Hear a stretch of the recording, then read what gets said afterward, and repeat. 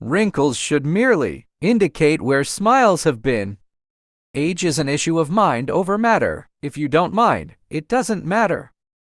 When I was a boy of 14, my father was so ignorant I could hardly stand to have the old man around. But when I got to be 21, I was astonished at how much the old man had learned in 7 years.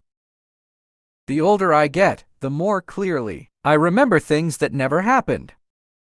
Life would be infinitely happier if we could only be born at the age of 80 and gradually approach 18. When a library expels a book of mine and leaves an added Bible lying around where unprotected youth and age can get hold of it, the deep unconscious irony of it delights me and doesn't anger me.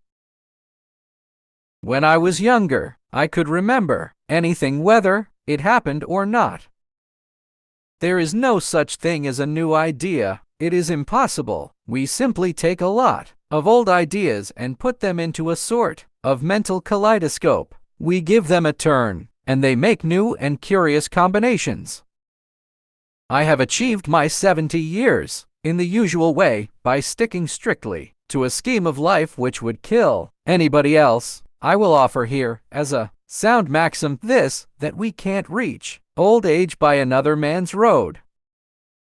The man who does not read good books has no advantage over the man who cannot read them.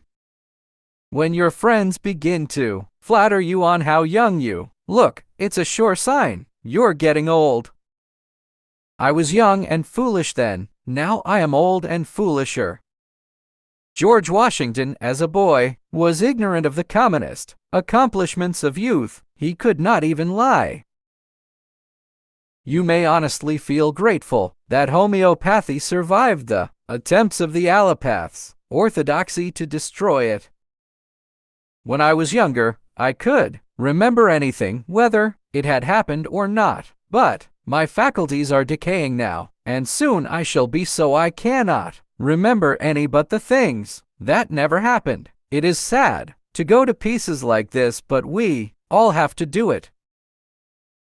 A myriad of men are born. They labor and sweat and struggle. They squabble and scold and fight. They scramble for little mean advantages over each other. Age creeps upon them. Infirmities follow. Those they love are taken from them, and the joy of life is turned to aching grief.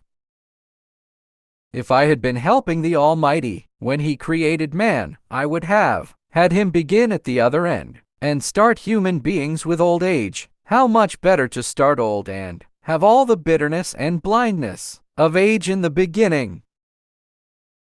You can't reach old age by another man's road. My habits protect my life, but they would assassinate you. I find no change of consequence in grown people. I do not miss the dead. It does not surprise me to hear that this friend or that friend died at such and such a time, because I fully expected that sort of news. In my age, as in my youth, night brings me many a deep remorse. I realize that from the cradle up I have been like the rest of the race, never quite sane in the night. When I was 14 years old, I was amazed at how unintelligent my father was. By the time I turned 21, I was astounded how much he had learned in the last 7 years. Life should begin with age and its privileges and accumulations, and end with youth and its capacity to splendidly enjoy such advantages. In all the ages, the Roman Church has owned slaves, bought and sold slaves, authorized and encouraged her children to trade in them.